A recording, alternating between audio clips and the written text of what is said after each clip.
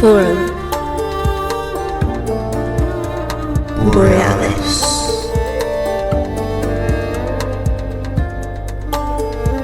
Paradigm. Expansion.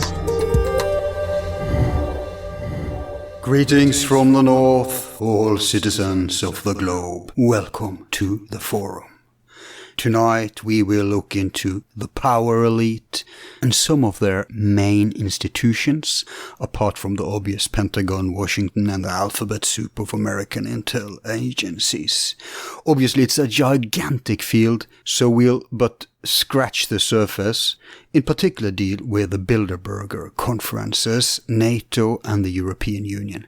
In the future we'll shed much more light on the globalist oligarchs and their multinational corporations that, unbeknownst to a large segment of the population, has almost taken over the Western democracies and turned them into fascist corporatism, or the Fourth Reich, if you like. Indeed, as you will see, the collapse of the Third Reich was a foundation for the current status quo. Thus, we're moving on in our timeline of the breakaway Civ series from World War II and up today. Our guest is optimal to account for this, as he is one of the world's foremost experts on many of these elements dealt with.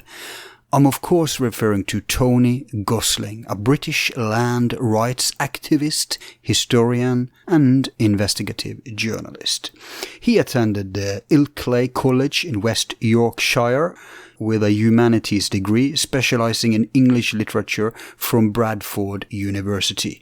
After working a few years in the family aviation business, he went into radio journalism. He worked for the BBC between 86 and 87 as Director General Scrutineer.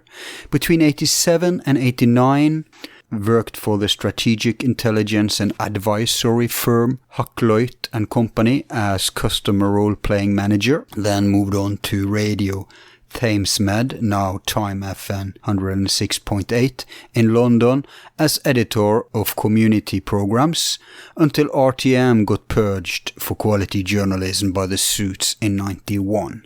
Between 89 and 93 he was back at BBC for a researcher's job and received full BBC legal broadcast training. During this time he worked for different BBC outlets as a researcher, reporter, relief presenter, radio journalist and documentary maker. When BBC got slaughtered in 93, he moved to Oxford and between 95 and 99 was involved with environmental campaigning at The Land Is Ours, working as national coordinator and office manager into the late 90s.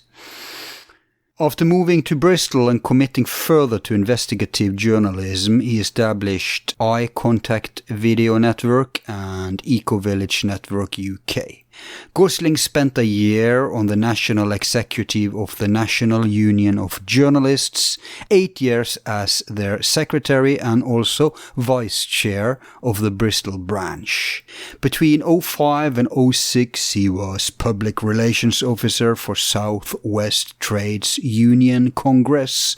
Between 06 and 07 Public Relations Officer for Avon Fire and Rescue. Between 09 and 10, he was choice-based lettings consultee for Bristol City Council. Between 11 and 15, he was resident board member for Nightstone Housing Group. Since 09, he's been working for Bristol Community FM, where he produces and presents Friday Drive Time, its weekly politics show, accessed online at thisweek.org.uk. Since 13, he's been working as an investigative journalist for Press TV and as a columnist and regular news contributor for RT, doing reports on international affairs including the anti-democratic influence of banks, royalty and corporations.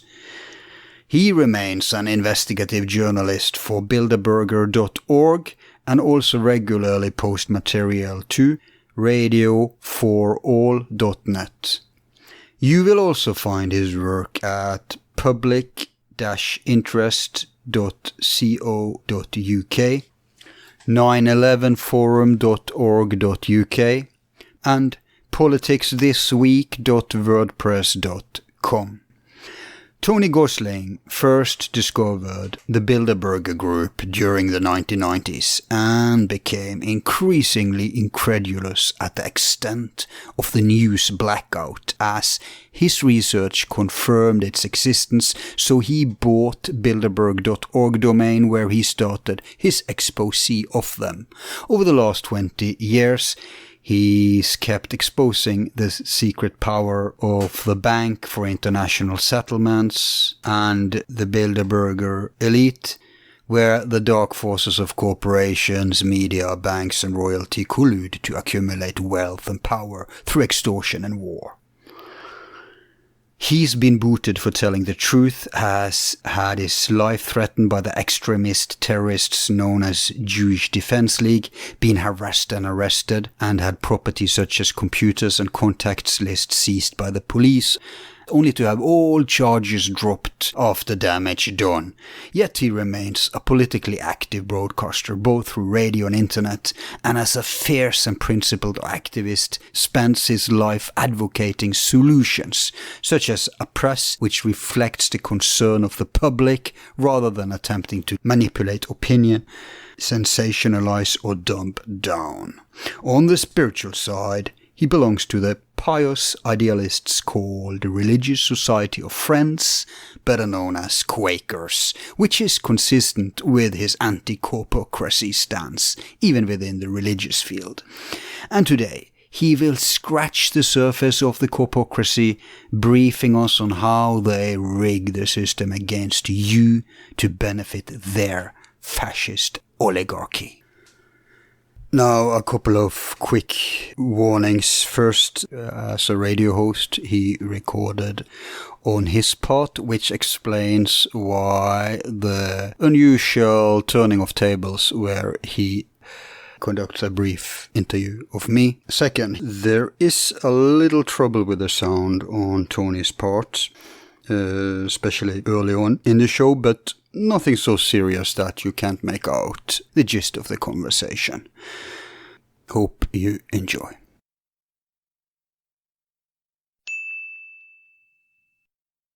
Welcome to Forum Borealis, Tony. Hello, Alf. So happy to have you on board. Hi. By the way, do you know who recommended you? Nope. Well, it's your old colleague, Lawrence Demello. Okay. Yes, we had her on. Okay, so the difficulty Lawrence has is because she's from a different world, really. She was working, as I understand it, on Discovery Channel back in the days when they used to tell the truth. And it's like me in a weird way, exactly. Working for the BBC in the days when, you could sit in front of a BBC microphone or camera and tell the truth. Nowadays, if there's anything really which comes close to scratching any power, the real power behind the scenes, then you'll find your whole appears underneath you. You disappear rather quickly. There are very, very strict lines about things what you can and cannot say now. Yeah. And that, I think, started in the late 1980s with the sacking of Alistair Milne, who was the BBC Director General, whose son is now advising Jeremy Corbyn, and he's a Guardian columnist, Seamus Milne. And slowly, I was actually working for the BBC in 1989, 1991, 92, 93, and I could see the changes going on in the newsrooms, in the production offices where... Well, hang on, was this under Blair? No, this is before Blair. Even before Blair? Yeah, this would be the major government. And but I mean, the thing is, this was almost completely irrelevant which government it was. What happened was the soul of the BBC had been ripped out when the Thatcher government had gotten rid of Alistair Milne. They put instead in his place the BBC's chief accountant as the creative director of the corporation, and it really has been downhill ever since, slowly but surely. The City of London interests. And I say that because Victor Rothschild was very much involved in getting rid of the Director General in 1987, and that's proven in the memoirs of Marmaduke Hussey, who the chairman of the BBC at the time. He said, I mean, this was the guy who said to me, Victor Rothschild said to me, can you get rid of the Director General of the BBC? And the direction actually came from Victor Rothschild to the chairman of the BBC. So anyway, from that time onwards, the BBC has been going downhill. Yeah. And like I said, I could remember seeing these kind of peculiar characters who seemed to be not the sort of person that you would want to go out to lunch or for a drink after work with, appearing in the production offices, who was sort of sinister with their own agendas, where they were cold. And so there was a whole change in the ethos of the staff going on whilst I was there, and a lot of nepotism. So in other words, people were getting promoted because of who they knew, sometimes because of who they were sleeping with. And that culture wasn't there in 1989 when I first started. It really was, the people were holding that back, and it was all about, what have you actually done in terms of good creative work, award-winning, courageous journalism. And I could see that being whittled away over the 3 or 4 years I was there.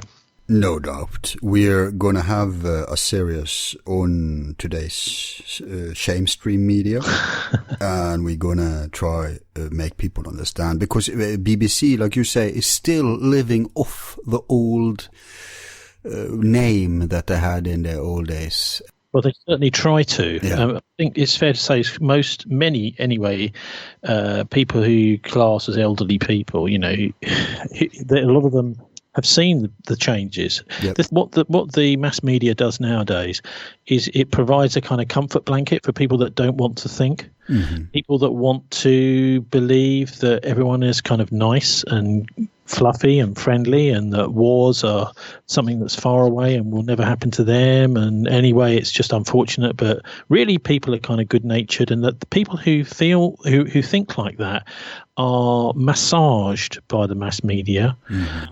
And anybody who really starts to expose the truth about what's really going on, who's really running things, is not welcome at these big institutions now, and frowned on, and it's almost like a kind of dog whistle, the way that you don't actually hear it, but everybody knows what you can say and what you can't say, that they're really part of an empire, and that empire is doing good things. And if you start to question it too much, obviously there's got to be a tiny bit of questioning to have a bit of credibility at all, but start to ask any of the really awkward questions, like for example about what's the involvement of these most powerful people in the Western world, the Bilderbergers, getting together every year, and in between times Kissinger, various other war criminals, Tony Blair going to these meetings.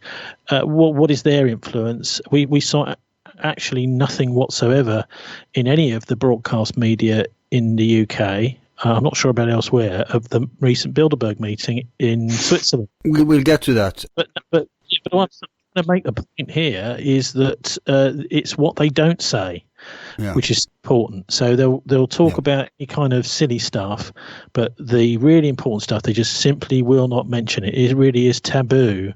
And that's the thing that I think has really changed over the years, because even in the 1960s and 70s, you get the odd article about the Bilderberg. The 1960s, things would appear, but there's been nothing in any of the newspapers, and they'll just feed you stuff to keep you entertained, really. Yeah, no, I totally agree with that. So, but let's see. Before we start, can I just ask you, are we recording here, Dave? Because we can just do a little plug for you and your program. Sure. Can you just introduce yourself and tell us what you do there and where you are? Yeah. Cool. So they call me Al Borealis. We're a podcast stationed in Norway, but our reach is global, obviously. We do anything within science, history, culture, philosophy, especially taking on subversive guests, power critics. That's good. Try to have sober people, academics, journalists, but anyone who really deserves a voice. We try to give voice to more voiceless in today's media. And we have no taboos. We have no content limits. We try to explore the obscure and. I mean, one of the problems with that sort of list of topics is quality control, isn't it? Because sometimes you've got, deliberate deceptions mixed in with obscure truths. And I mean, it's probably fair to say that there's still quite a lot of effort goes into controlling history, and there's some fascinating episodes in history which haven't been exposed. But in order to discredit people, what often happens is that deliberate deceptions put out. So how do you avoid those? Well, I just have to use my common sense. That's why I wouldn't have on David Icke, although he's done a lot of, should I say, rebellious stuff. I don't trust him as a source because he has tainted his own info with a lot of lunacy. So you just have to, I mean, that's the thing with podcasts. You will find anything out there, and the Overton window, will be different on each one. So for us, for me, it's important that people can document their stuff. That is not just claims. If they can, welcome on board. So whereabouts do we find you online? So we are big on YouTube, but we're also on all the mainstream podcast platforms. And we're going to emigrate to Minds very soon, which hopefully will take over for YouTube and Facebook. So does it bother you that you're part of the Eric Schmidt, Google, Facebook, YouTube empire? Not morally, but it bothers me in practice because these days every second show becomes demonetized and even shadow banned because we don't cater to the limits they impose upon us when we do shows. We just do try to cover honestly what we think is important, and then it ends up being demonetized or shadow banned. So that's a bother. Well, yeah. So where are you? I'm stationed in Norway, but half our audience are Americans, so that's fine. I could be living anywhere. I could be on Antarctica and doing these shows as long as I have internet. You could be on Mars. I think you are on Mars. Yeah. The dark side of Mars. Yeah. Or the North Pole, maybe. No, I don't think you're on planet Earth. No. Hey, let's not give too much away. Okay. I have to tell you, Tony, every time we have the shows on this topic, weird stuff happens. Yeah. It doesn't happen on the other topics, but we're like committed to track down the Fourth Reich, basically. Good. And as you know, it ends up at your... Pardon? It's interesting because they've got all this stuff about D-Day going on over here at the moment, the 75th anniversary of D-Day. Right. Whereas actually there was a whole load of, you probably know, that the British did a lot of work to make the Nazis, convince the Nazis they were going to come to Norway. Right, yep. And the Nazis were convinced they kept something like 15 divisions in Norway. Oh, yeah. But they didn't need them. So this kind of stuff... They didn't need them. But there must have been maybe other reasons. I've interviewed a chap who claims that they were very close to... that they actually got a nuclear weapon, but not in time to use it. And in that case, heavy water. I think we want to use it. Okay, we want to talk about nukes. Yeah.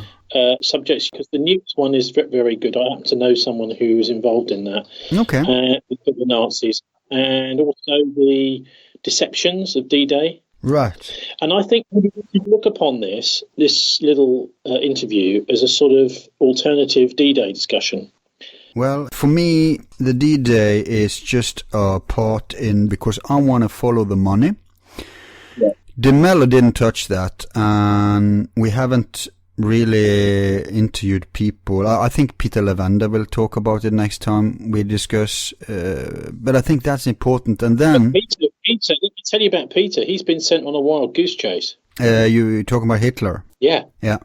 Maybe. He changed his mind on that one. But we agree that Bormann survived, right? Definitely. Yeah. So that's enough. We don't need Hitler. Even if Hitler survived, he rot in the shadow. So He's kind of irrelevant at this point. Everybody, the idea is everyone is supposed to focus on Hitler, right? Hitler, after 1941, Hitler was finished. Right. Okay, so I think so the other thing we could do is look at books, right? Some of the best books on all this, because some of the people who are dead now wrote really good stuff, maybe in the 60s, 70s and 80s on Second World. Yeah, you're referring to Manning and all that stuff, Farrago. He's just one, yeah, but there are also probably William Stevenson is the most important. Stevenson, yes, but we can't avoid, I think, discussing Bilderberger. No, of course not. No, we don't want. Right, because that's closely tied to this and to you. When I have you on, we have to go into Bilderberger. We need, because many people think Bilderberger is just crazy conspiracy, so that has to be brought to arrest. Yeah, let's draw some lines, okay?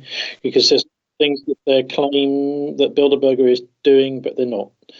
Right, and then I think maybe even EU. I mean, in these Brexit times, my view on EU. I'm a Norwegian, so I'm against it. But the one I sympathise most with in terms of English politics when it comes to EU is Galloway. That view. Yeah. So it's a non-bigoted view, but people think, oh, Brexit, that's bigots.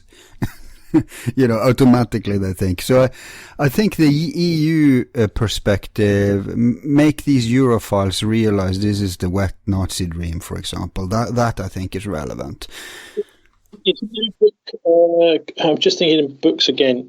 Yeah. Somebody Cave Brown, a book called Bodyguard of Lies. Oh, do you know that one? I haven't heard of it. No, that's a new one. Oh, it's really, really important. It's because, this Operation Bodyguard was the code name for the D-Day deception. Mm-hmm. Okay, so there was lots of deceptions. There was 30 or 40 levels to this, because they knew that they had to spend some time making sure that there was no that they would be successful in Normandy and not be thrown back. Right. So okay. August 1942 mm-hmm. was the sort of pre-D-Day, which was Dieppe. Okay, you know what? Let's start there then. Yeah, okay. So anyway, let's go for it. Yep. So let's explore the roots of all these things. We had this series, which this show is a part of, where we try to track down Bormann. Right. Now you, as I understand it, you're critical to the question of Hitler's survival, but not to Bormann's. Why do you think Bormann survived the war? Well, I would go so far as to say I know he survived the war. Mm-hmm. If you look at the forensic evidence that has been rolled out on a couple of occasions, supposedly finding his body in Berlin, it just simply doesn't stand up. The soil that was on the skull, whether it was his or not, doesn't come from Berlin. It was, brought over. But most importantly, I think it's clear through this book, Op JV, which I take it you're familiar with, mm-hmm. By Christopher Crichton, that there was an operation conducted by Ian Fleming and under the orders of Winston Churchill and Major Desmond Morton, right at the very end of the Second World War in Europe, which was to bring Bormann out. And the reason they wanted him out is because he had he was the signatory to all of the bank accounts of Nazi Germany. And he was really the go-to guy for the Fourth Reich. So this really puts the Second World War into this completely different context of, well, there were all sorts of things going on to do with fascism, Nazism, and the battle between the Soviet Union and Nazi Germany. But at the end of the day, there was a tremendous amount of money that the Nazi Party had made out of this. And we're talking about all sorts of security. Really looting all of the vaults of all of the central banks in Europe and the money. Mm-hmm. It was all disappeared. The estimates are around about £1 billion, £1 billion at the time in 1945 had just vanished. Well, I've heard it's much more than $1 billion. Because you have to take into account all the corporations, all the art, all the gold, make a total, and then all the bank transactions. It doesn't sound a lot. It doesn't sound a lot today, but I think in 1945 was a lot more. I wouldn't like to say, what the difference is between 1945 and now, but it's pretty clear that this money was then laundered through Sullivan and Cromwell, the Dulles brothers law firm. I mean, Alan Dulles was in Switzerland, of course, making these arrangements at the end of the Second World War, and then this money went down to Bormann in South America, who was really just an administrator. And those 750 companies, which Paul Manning talks about, were created, and then the money went into those. But I think it's really to get the whole story of why Bormann's important. And the reason I don't think that Hitler survived is, number one, because he was a spent force at the end of the war, drugged up to the eyeballs, and there's a lot of attempt to focus on Hitler. But actually, he was, he realised his star had fallen after Stalingrad. And I think if you want to follow some of the shenanigans of the collaboration, this is really due to, JP Morgan and the Rockefellers had gotten together with Winston Churchill and Roosevelt before the war had started, because they knew there was going to be a war. And we're talking about 1937, 1938.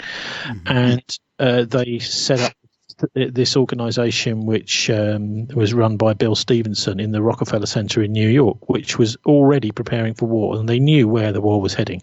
So this just shows me that all the sort of fairy stories about, this whole business in 1939 was a big surprise, the invasion of Russia was a big surprise. They knew that the Nazis intended to invade Russia, the Soviet Union, and they were preparing for it. In fact, they knew that it would be very clever to get into Yugoslavia. This is Bill Donovan I'm talking about here, and to stage a coup in order to delay the Nazis into taking over Yugoslavia, so that then that meant that Barbarossa had to be put off by another few weeks or a month, and that would mean that the Germans would be bedded down and fail to succeed in taking Moscow as part of Barbarossa. So there was a lot of thinking going on. And this is all really in William Stevenson's book, A Man Called Intrepid. He also wrote another one called The Bormann Brotherhood, but he really gives, I think, the best inside story during the war. Then you can go on to have a look at OpJB, which talks about getting Bormann out, this operation along the canals. And whenever I talk to people about this, Al, they always say to me, well, how on earth would they have been able to smuggle Bormann out from under the noses of the Russians? You've got the Russian Soviet army there watching as these little canals and Bormann kind of paddle by for something like 50 miles towards the American, the British zone. Well, I can tell you how they did it, and it's all explained in the book, which is a riveting read and a very beautifully written book. And it's because they had Russian-speaking people with Russian uniforms on who would, if any of the soldiers on the bank shouted to them or whatever, then they call out in Russian, swear at the other soldiers in Russian. And they had a woman with either as a colonel or a general's uniform, Russian uniform. So they were able to divert all these attempts. And there were were these British spies, or were they on Team Bormann? They were British spies, but then of course this is also a very, very, very important question.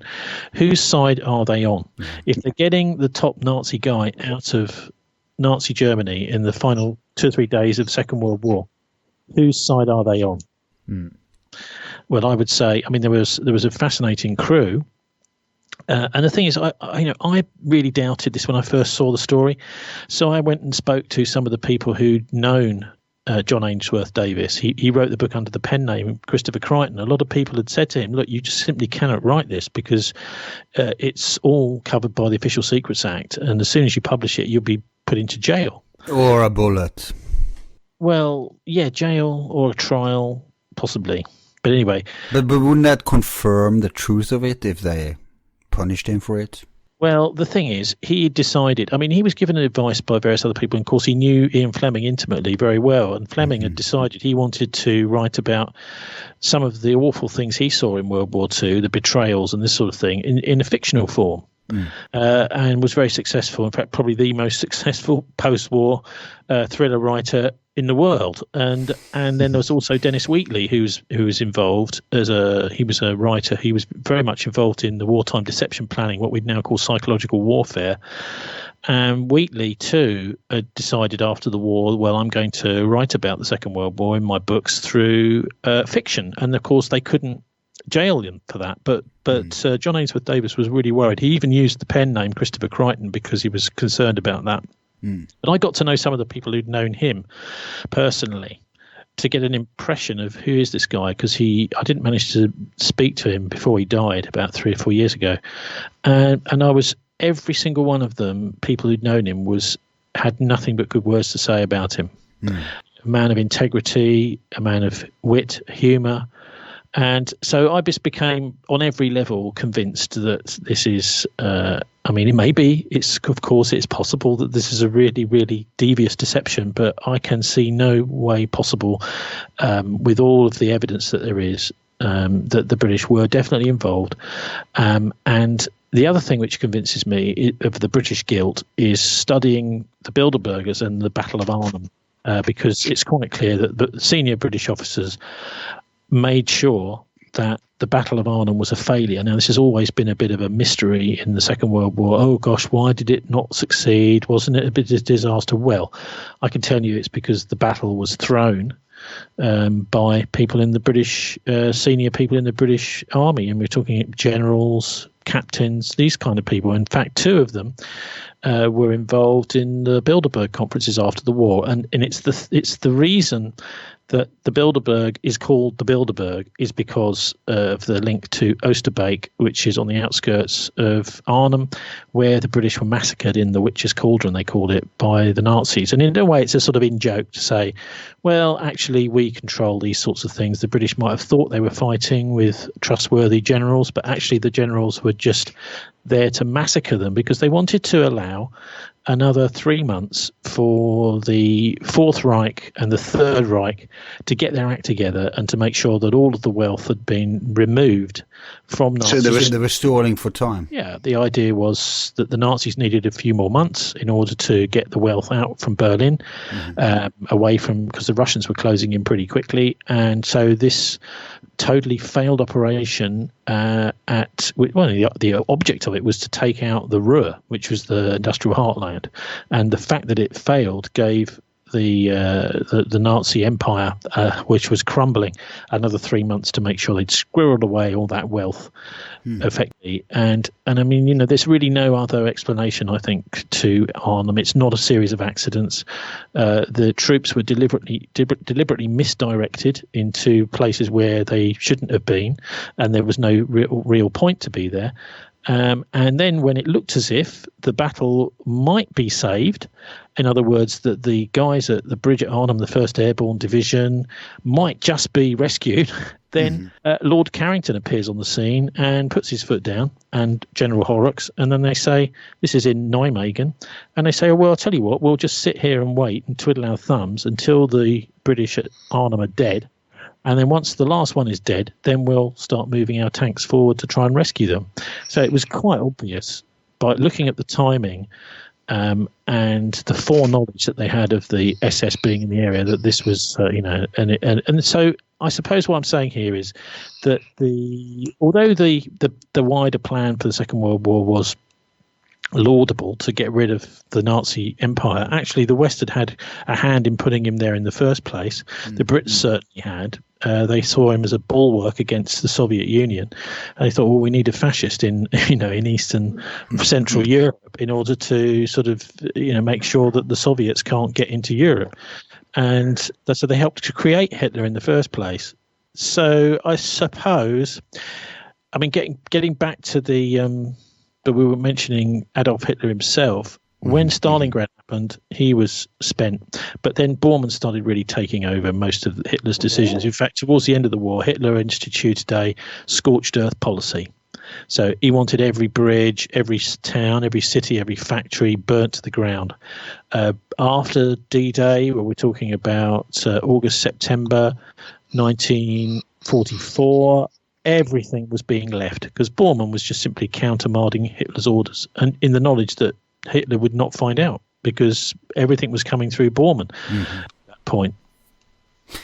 But hang on about this. First off, I must say I'm inclined to I'm open to the scenario of Creighton, but we don't really need neither Creighton or any, because there's so many good books that has made a case for Bormann's escape. Yeah, that you can basically just pick your scenario. I've had on Carter Heydrich, who has done most of the research into the atom bomb that they attained. You told me that you're familiar with this too, this atom bomb thread. What's your take on it? Well, the Nazis have definitely been developing the atom bomb. There's no doubt about that. Yeah. I mean, there is now nuclear waste been found. There's a story in the Daily Express, I think it was either 2017 or 2018, about eyewitness reports of atomic explosions which had been recorded by Allied intelligence, 2 different locations.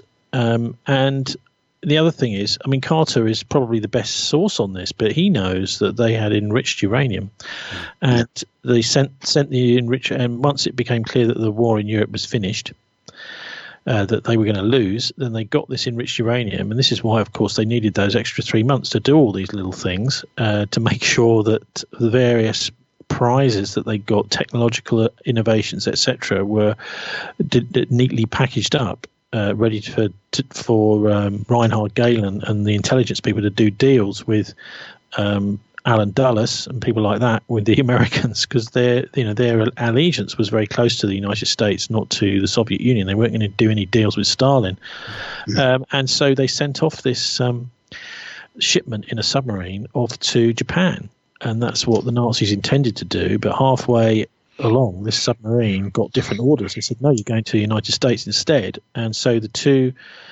Japanese officers who were on the submarine were shot dead.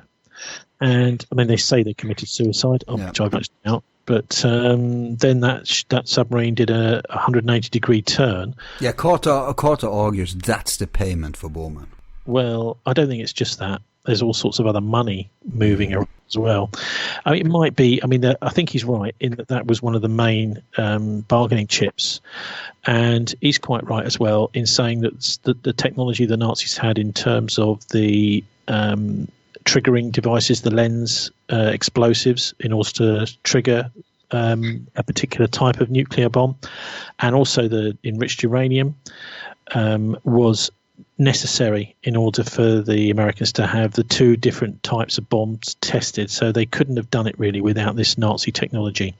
It did take a few months, but the Manhattan Project was kind of, it had a few gaps that the Nazis then filled. And yeah, I think he's 100% right about that. Okay, so let's tie this into Bilderberger. If you could give us like the origin of how, because I remember when there was a lot of hula hoop about it in the media, they first tried to deny that it was anything. Yep. Then they denied that it mattered. Like, oh yeah, sure, the world's most powerful people are gathering together, but pay no attention, nothing's going on. Yep. But you, in case people don't know it, has been in the forefront of sober reporting on this fact. So if you could give us why do you think Bilderberger warrants our attention, and how is it tied to the Third Reich? Well, let's start with the second question first, because that's quite clear. Setting it up in Holland, the first meeting in 1954, Manfred Petrich and the All Smoke and Mirrors. I mean, if you've not had him on, I think he's definitely someone you should get, because. Let me note his name. What was it? Yeah, Manfred Petrich. His blog, he's Swiss German, and his blog is All Smoke and Mirrors, Alles Schall und Rausch, and he has done, I think, the absolutely best work of anyone in the world in digging out the Nazi origins of the Bilderbergs. I mean, what he's done is he's shown that a whole load of particularly for the first 5 years of the Bilderberg conferences, from 54 to 61 or so, many of the individuals coming along, some German, but not all German, had were coming along ostensibly as part of the kind of new Germany and maybe a German financial institution, a German university. What he's shown is many of these specific individuals had key roles in the Nazi party. And they were, I mean, for example, one was a propaganda deputy to Joseph Goebbels. Others were involved in sequestering Jewish and other wealth as part of the targeting, the anti-Semitic targeting of the Jewish people. And they were key people who would otherwise quite possibly have been on trial for war crimes, but they had not changed their identities, but they'd hidden their Nazi past. And so there they were blithely chatting away with people like Hugh Gaitskell, the leader of the Labour Party, at a Bilderberg conference. And he's chatting to these people, and they're having these nice Bilderberg conversations at the Bilderberg Hotel in Oosterbeek and other subsequent places around Europe and the United States. Quite clearly, many Nazis involved, including people who then went on to, one of the guys, I think it was Rudolf Müller, one of the early Bilderbergers, that went on to found the main, I think it's called the Frankfurter Allgemeine Zeitung, main newspaper now in Germany. And these people were very close to the Nazi war machine and the ideology of the Nazi party. So wasn't the host himself a Hollandic Royal SS member or something? Well, he's probably the key guy, isn't he? Yeah, he's Prince Bernhard of the Netherlands. I mean, he was originally in the Nazi Party in the early 1930s. He was in NSDAP. He was also in the SS as an officer in the 1930s. Then he dropped all that.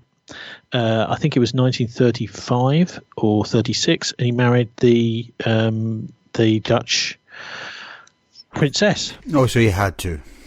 Yeah, I'm not sure. Well, so he then dropped all this Nazi stuff, changed his kind of uniform. Although he couldn't speak Dutch very well, he passed himself up as a Dutch person in the run-up to the Second World War, and he was one of the chief Dutch liaison officers right the way through the Second World War, being the Prince Consort, I suppose. He was, the Queen was with him. And look, so then after World War II, I mean, his actions during the war were bad enough. His involvement with the Arnhem campaign, quite obviously, if you're looking at it now, this is in September 1944, after Martin Bormann's Red House meeting, which was really the thing that set in train. This is in Strasbourg in August. I think it was the 24th or 25th of August 1944, set in train this Fourth Reich. In other words, the consolidation of German industry abroad, so making sure that it was all the foreign offices of the big German companies that had all the wealth, and that they would make sure that these companies continued abroad until the time was right for them to come back to Germany after the war. So that happened in August. And then in September, this Operation Market Garden, this terrible failure in Arnhem. Well, it turns out that Prince Bernhard of the Netherlands had sent in a spy, a so-called Dutch resistance fighter, who was actually an Abwehr agent. So he went in just before the battle started in order to alert the underground. But of course, he didn't alert the underground. He went straight to the Abwehr and said, oh, by the way, there's these massive airborne landings coming in Arnhem, Eindhoven, Nijmegen in a few days' time, just to make sure that the Abwehr knew that this Operation Market Garden was about to happen. So that was Bernhard. Well, wasn't there a movie about this? Well, it's called A Bridge Too Far. And really the only bit in the film from the late 70s, or mid-70s, I think, it does show Robert Redford having this altercation with Peter Carrington. Of course, Bernhard was the chairman of Bilderberg, one of the founders for the first 20 years until the Lockheed scandal. And Carrington then also was a Bilderberg chairman, but Carrington was on the ground at Arnhem too in a tank. And in the film, you could see the confrontation between the Americans, who've just taken Nijmegen Bridge, lost half of their men, and these several companies of men have managed to swim across the river in these silly little boats and take the bridge at Nijmegen. And then they go up to the British guys in their tanks, and they say, well, look, why aren't you moving?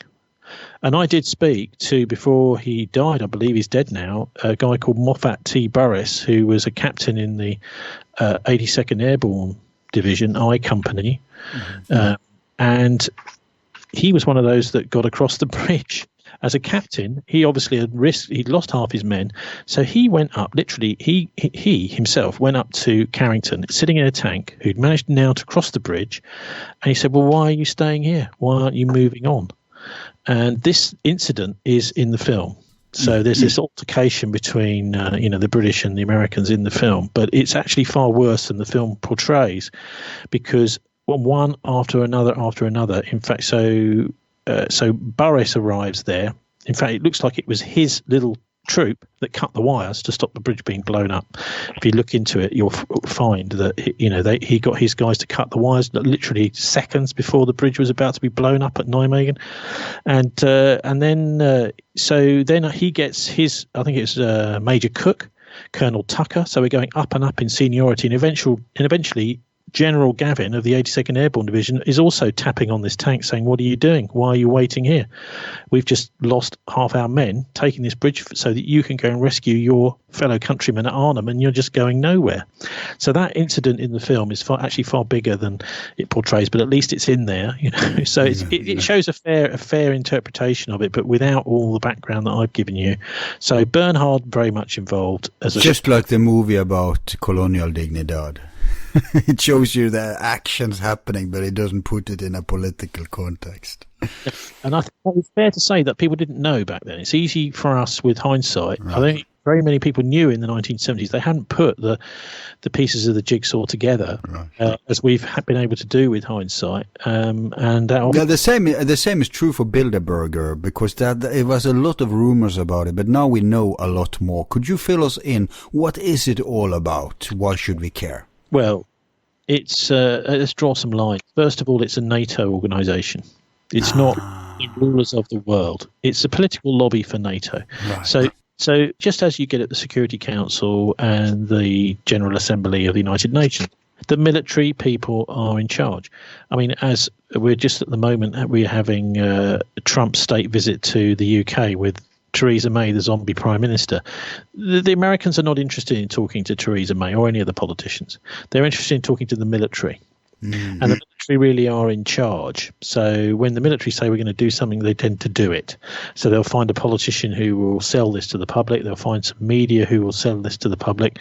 And I think the same is true with Bilderberg, is that the military decide through NATO what they want to do, and in discussion with all the big corporations, which land they want to grab, which resources they want to take, and that then gets sold to the politicians. And that's a intention of the Bilderberger meetings, is to bring the orders to the politicians. I mean, it's a bit like a horse fair, really, where you're looking at the teeth of the horse, the height of the horse, what colour is it, how shiny is its fur, and that's the way they look at the politicians. And if there's somebody who they like Bill Clinton or Tony Blair, someone who's pliable, compliant, convincing. These are all the qualities they're looking for. Someone who can seem credible in front of the cameras for them, really just to be their salesman. And that's actually what the politicians are nowadays in the West. As they go through these people, they're looking for who's going to be the next best salesman for our project, and who can lie the best and most convincingly in front of the TV cameras and to the newspaper journalists. Yeah. And if there are journalists in there, but they're, as Charlie Skelton, who's reporting on the conference in Montreux that's just passed, is saying there's actually more journalists on the inside than the outside. So the journalists on the inside are on the inside of the joke against the public. That there is a thing called democracy. No, of course there's not. And once you realise that, then you may be picked by the Bilderbergs too. But I mean, yeah, you're saying what? Okay. Red lines and rat lines and the Bilderbergs. So, yes, definitely NATO countries, and the people who are really in charge are the financial people and the tech giants, and I think also clear to say also the kings and queens and princes and the monarchs. The royals are also present. Yes, often. I mean, we've had an article just in the Daily Express in end of May, beginning of June 2019, talking about the presence of Prince Philip and Prince Charles at these meetings. It starts to look like a sort of little conference of the military with the Holy Roman Empire, which was supposed to, I think it was supposed to have been gotten rid of in the 1800s sometime. But these guys, aristocrats, still believe that they're in charge. And in fact, in many ways, they are. Some of them are massive landowners. The Habsburgs, for example, still enormous landowners. And they have immense power through their wealth. Of course, what they would much rather see on their television screens is some kind of theatre, which is there for public consumption, where they are making decisions behind the scenes, like a kind of mafia behind the scenes. And I think that's really what Bilderberg is about. It's like, this is what is really going on. And the people who go there cannot do their conversations on Skype. I heard someone saying this recently, well, why can't we just do this on, Skype message? No, because secret deals are made over cocktails or glasses of wine or, vol au vents, and deals are made face-to-face, one-to-one. Like, if you get this sorted for me, I will make you king. I'll make you president. They're the kingmakers. And we actually have evidence for stuff like this, right? That wars have been cleared and accepted in advance on meetings like this. I don't think they do it in open session, in a formal session. I think what they do is what happens is people like Kissinger come along with the military people and the financial people who have agreed these things beforehand, and they float these various ideas and they see which politicians will bite. Which politicians will like what they see and will be able to convincingly back what we're saying here. So, I do not believe that that this is a real decision-making body. I think decisions get made elsewhere. I mean, we're talking about things like the Pinay Circle and or other sorts of networking groups of the aristocracy. So this is more a news brief for the decisions that already has taken place. I think that's probably true. Yeah. And certainly from seeing that some of the participants over the years have come out very much against what they've seen at Bilderberg, does suggest that. But war, definitely war.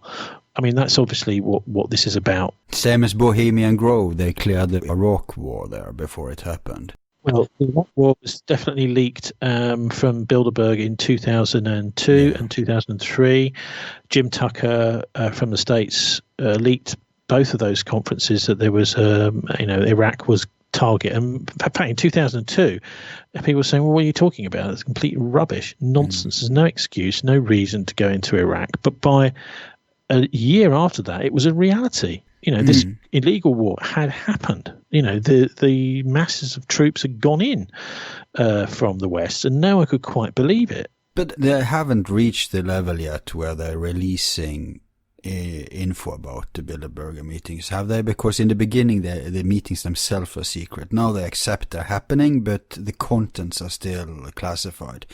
Has that developed lately? Well, look, let me give you an example. I mean, Iran and the Middle East agenda of Iran and Syria has been on the Bilderberg agenda officially for the last, 8 years. Oh, okay. This year, it's not there. Oh, that's good news. No, it's not. It means that they don't want you to know they're talking about it. Oh, right. Yeah. So this will be woven in with other discussions or talked about at the bar. Right. But it's definitely, I mean, to have Pompeo at the meeting and Kushner and not to be talking about targeting Iran is... Both of them were on the latest Bilderberger gathering? Wow. Well, they're not on the list. I mean, Pompeo was not on the list. Kushner was. But Kushner's come straight from Tel Aviv, from Netanyahu, into this conference in Switzerland. And we're supposed to believe that Iran is not on the agenda. Well, this is, they're just using this to misdirect people to think that it's not there. They're talking about AI. I mean, this is one fascinating for me because I think many of the wars that they want, like this potential third world war with Iran, are so insane that no ordinary human being would want to get involved in it. Hence their need for artificial intelligence, hence their need for automatically controlled drones to conduct these kinds of conflicts. And I think what they're doing is they're getting so far into almost like a kind of Armageddon scenario that many human beings who are involved in the military are saying, well, what are you talking about? And of course, if they say that, they'll be out of the loop. But the politicians don't care. They're just chicken hawks, aren't they? They've never been involved. They've never heard they will say whatever it takes in order to get the job. And to get the fame, to get the position of power like Theresa May has. I mean, it's interesting, incidentally, with Brexit that this is one of the things that came out when she resigned, which very few people have picked up, and nobody's picked up on this, is we've had MPs from the Tory party confessing that Theresa May was not involved with Brexit. Actually, it was all being conducted through her husband. So if they wanted to get anything done, they had to phone Philip May. And Philip May is the guy whose Capital Group in the US is the major shareholder in BAE Systems, the people that make money out of warfare. Right. Lockheed Martin is they're massive investors in Lockheed Martin. They're also massive investors in Serco, the private prison company networks. So these are the guys. I mean, Philip May is sort of, smiles sweetly and he's occasionally there in the background. The idea is she's not supposed to notice him. But actually, Theresa May is just she's a cipher. So strange that the feminist programs, have not really picked up on the fact that she's been so mercilessly used by her husband. Mm-hmm.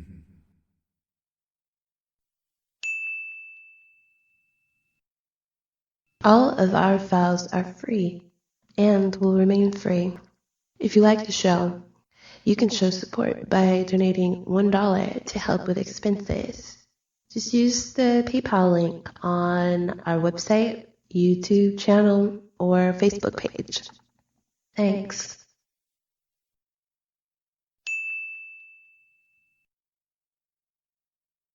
But, in these Brexit times, by the way, Brexit has tanked her, and that's a good thing. Unfortunately, Brexit will also, I think, stop an anti-war president for getting to power, namely Corbyn. Before the Brexit thing, he had huge support now. Yeah. I think that will make him fall too. But let's tie European Union into this. Some people say that was conceived already in 42 or something by the Nazis. What's the truth of the Nazi roots? I think even before that, actually, even before that. Back to 1923, to the Pan-European Union, the Habsburg family, they formed the Pan-European Union, I think it was 1923 in Munich.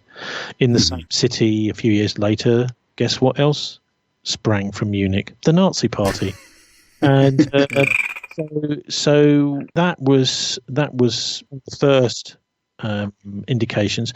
Really, in 1942, it was, I think, that the economic ministry in Germany, is it Walter Funk, I think, from Deutsche Bank or the Bundesbank, drew up this whole Europäischen Wirtschaftsgemeinschaft plan, which was an economic plan for fascist cartels to control the economies of Europe. And Paul Manning's book really talks about this quite a bit as well. And he's saying effectively, look, let's have a cartel running everything. The banks at the top of the tree. So when we take over France, what we'll have already done is we'll have already taken over the French banks. And by taking over those banks, I mean, talking about buying shares in them, we will also have taken over much of the industry, because the industry has been built by the banks and is indebted to the banks. So we will then get preferential control over the directors, because we'd be the major shareholders in these big industries. So that's what they wanted to do. They wanted to have the whole thing run by high finance and by cartels, the Krupps, the Thysens, who had funded the Nazi Party in the first place. This is the way they designed the continent. And the EU has rolled that out in the common market, and they even called it, didn't they, in Germany, the Europäischen Wirtschaftsgemeinschaft, European Economic Community, the EEC, which then became the EU. Now, the political union, it was no accident, is it, that we've now got the situation where with you in Norway, you have to kind of go along with all of the things that the European Union comes along with. People are rising against it now. But you don't have any say in it. So that was really the common market, the EEC. Yeah. That's what many people in Britain are suggesting now. I mean, well, they have been all the time saying, oh, well, we can just get out of the EU, but we won't get out of the customs union. It's ludicrous. It's even worse than being in today. Absolutely right. Totally agree with you. And they're saying this is a good thing to do. In Switzerland, it's the same. It's totally insane to be suggesting that is a good thing. So you don't have any say in any of the rules, but you have to abide by them all. That is a dictatorship. Yep. So why would you want that? And anyway, even if you do have any say in the rules, as Cameron has found and various of the other British politicians, Theresa May, who've been trying to negotiate with Brussels, is you do not negotiate with these people. They don't give an inch. So, they made a laughing stock out of her, May. Yeah. I mean, they did the same with Cameron, actually. He was making a big fuss about, I'm going to go and broker this deal. Nothing happens. So the whole organisation is set up to work for industry, and the politicians are simply there to sell industry's plans to the population, and the MEPs get no say really whatsoever. All they do is, they've just had this copyright directive that's come through, which means that you can close websites if they've got some sort of copyright dispute. It enables big corporations with money to just pay a lawyer to close a website. And that has all just gone through. The MEPs have had to finally give in to that. So the power is all in the hands of the Commission, and these are all failed politicians. It's almost as if it's the worst possible scheme for running Europe that anyone could possibly have devised. Am I wrong? But this is outside of democratic control, right? Totally. It's just the Commission. Who chooses them? The failed politicians. Someone has to elect them or select them, obviously. Well, only we select the leaders of the EU by voting them out of office. So if they're a failed MP like Chris Patten or Neil Kinnock or somebody here in Britain, once they've failed, then suddenly the EU wants to recruit them. So we appoint the leaders of the EU, the real leaders and the Commission, by kicking them out of politics. So how perverse is that? It's just an insane system. Isn't it probably true that it was bound to fail? I just think that it's great that the Brits have really made things difficult for them. It's fantastic that that's happened. It makes me feel proud to be Brit. But at the end of the day, what is going to happen is going to be a lot of chaos. And it seems to me that the Brussels machinery is trying to make it as chaotic as possible. So it's trying to keep as many people in as it possibly can for as long as it possibly can. I think it will backfire. But it's going to be chaos. All these various countries they're trying to keep in, the Italians, they're completely controlling Italian politics, they're controlling Greek politics. In Germany, there was somebody shot dead the other day, I believe, or shot himself, or someone, in the main, is it the CDU party in Germany? All sorts of very, very peculiar things going on. But I think that seems to me to be the actual project of the EU, is to create as much chaos in Europe as possible. And then, of course, once you have order from chaos, they will come along with some kind of thing. We'll say, this will sort everybody out. The euro, of course, is about to fail. We interviewed Steve Keen, the economist who wrote Debunking Economics, and he said it's a suicide pact. It cannot work, the euro. And it's being proved all over Europe that it cannot work for anyone that's actually having to live under the euro. The dollar is also under threat massively. The former governor of the Bank of England, Mervyn King, has informed us all that the West is now facing a £144 trillion debt overhang. And it's getting bigger and bigger all the time. So it's basically two cliff edges. So we're on an economic cliff. Hang on. Who are we owning this debt to? China or the oligarchs? Or? Well, it's not just okay. So this is mainly owed to the banks that are creating this debt in the first place. Mm-hmm. So they are creating debt, spending it, and then that debt is not being repaid. So this is quantitative easing. This is the crazy stuff called quantitative easing. Right. You've been on top of Bank of International Settlements. What did you say, Bank for International Settlements? Yeah, you've been on top of them for many years. They have a Nazi connection, and are they central in this? Definitely. This is the bankers' central bank, isn't it? The central bank. They were involved in financing Hitler's rise to power. And at the Bretton Woods conference after World War II, the John Maynard Keynes and various others, they all voted to abolish the bank. And so the bank moved to a anonymous office over a chocolate shop in Basel opposite the railway station, where he didn't even say on the door, Bank for International Settlements. You had to knock on this door so many times or ring the bell, a code. So the bank carried on. But it is the main banking regulator for the whole world. And I think if it was shut down tomorrow, it would get the world would get very much lighter very, very quickly. Because money has been, it was created originally as something which would be a servant to people. It's become the master. So many people just make their decisions every day based on how am I going to get enough money to feed my children, to pay the rent, to stop being evicted from my home. And that's a major part of all of this. And, that's another reason why the Swiss have, why people like Manfred, I was mentioning earlier from All Smoke and Mirrors blog, he just got out of Switzerland. He said this country is being controlled and there's no real democracy. The politicians, as he so beautifully puts it, the politicians have nothing to say. Nothing to say. That's how he puts it, and because they're never actually addressing the real issues, to do with land, money, land redistribution. Everybody should have a piece of land. I mean, we've got 65 million people in Britain and 65 million or so acres, and they say there's got to be homeless people on the streets. I mean, no, everybody needs somewhere to live, and everyone should have somewhere to live. This is called social justice, and yet money is used to keep that land away from people, and enclosure over the years. The privatisation of land is a major, that was the English Civil War, did a lot to accelerate that, I'm afraid. It's the Brits again and our empire, spreading these crazy British ideas all around the world. And the Chinese are getting on that bandwagon too. I was in New Zealand a few years ago, and there were a whole load of Chinese learning how to do land property sales. They're taking over Africa and South America, but they at least do it in a much more clever way than Americans have done. Yeah, that's beautiful. Because they give something back to the areas they're invading.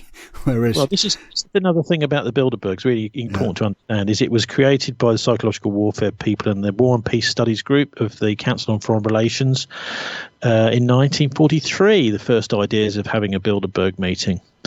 So it was really a way of the Americans controlling Europe, making sure that that they were involved in selecting politicians and making sure they knew who they wanted to be the next chief politician in various countries, giving them a lot of positive media coverage, that sort of thing, but also to make sure that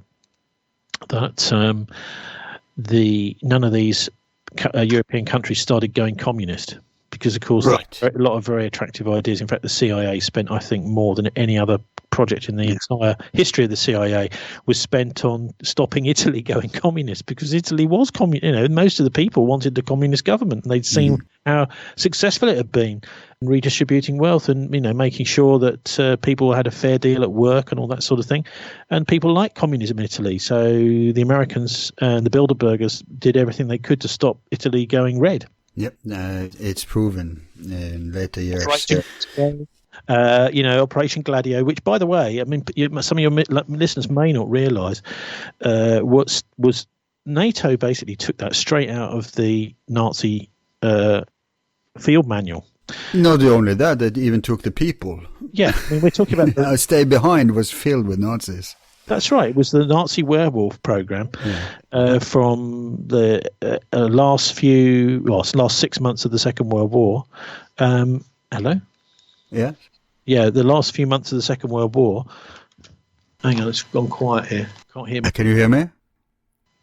Did anything happen there, Dave? Hello?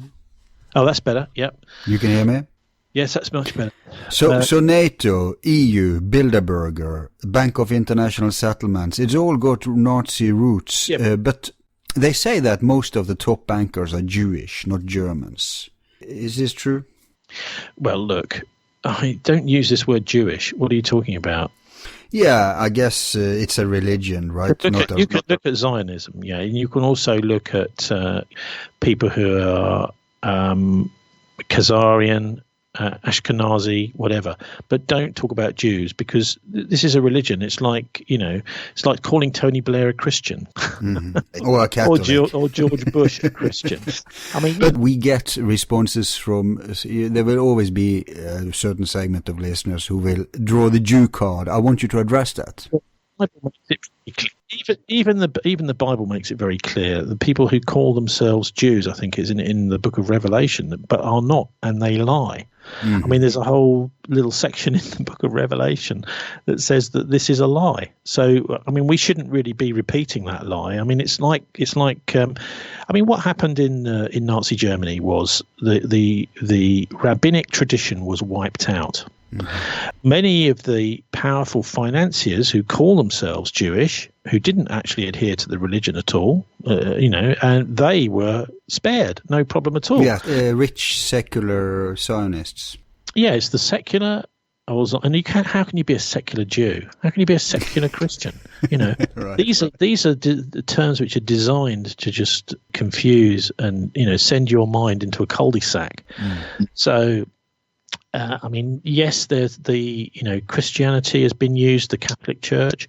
I mean, what about the Vatican being used for, conducting safe passage for Nazis at the end of the Second World War? I mean, that's not Christian. It's like talking about the Templars, the Knights Templar in the Crusades, rivers of blood as they charge into Constantinople in an attempt to destroy the Orthodox Church, kill almost everybody in Constantinople.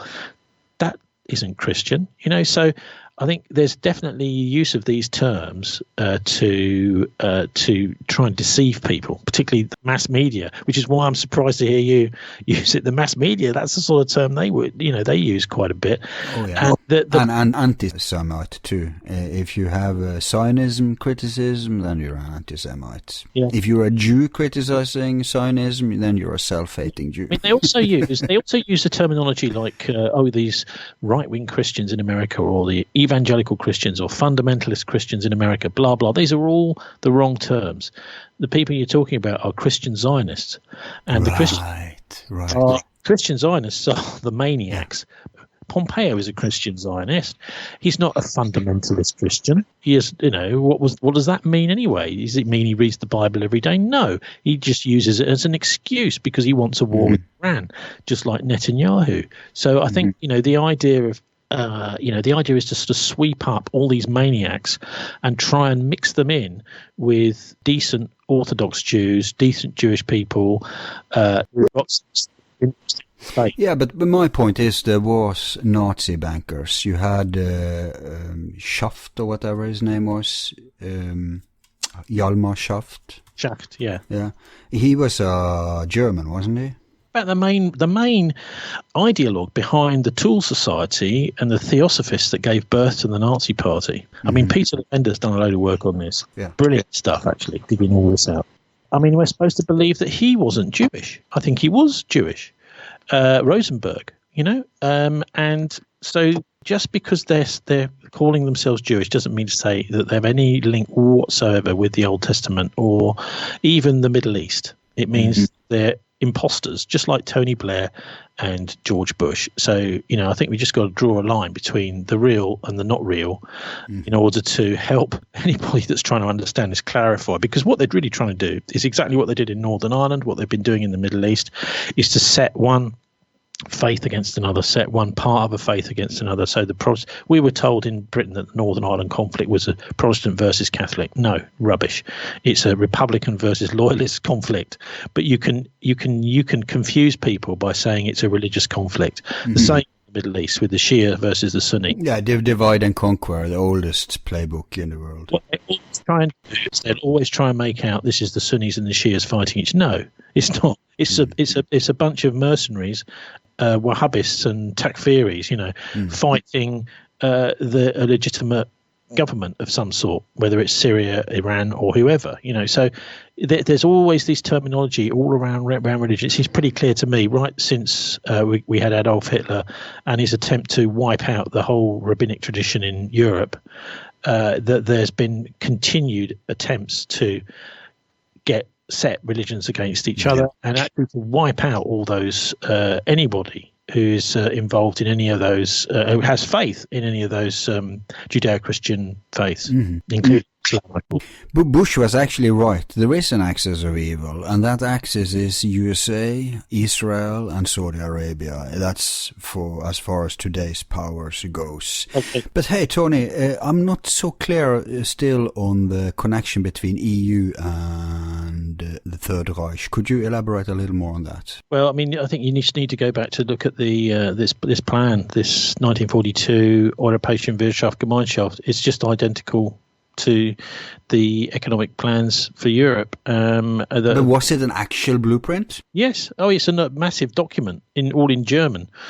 So, I mean, the other thing is that the EU has been a very slow process over the years, but it's been absolutely relentless. Margaret Thatcher was kicked out of office because she refused to hand over Britain's sovereignty.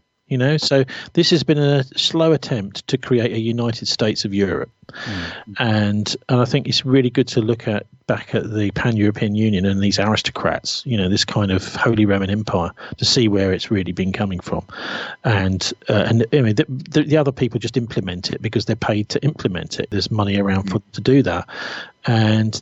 I mean, you can see how, actually, if you go back to the American War of Independence, the Civil War, you can see Albert Pike, this famous figure. Well, he's not anywhere near as famous as he should be.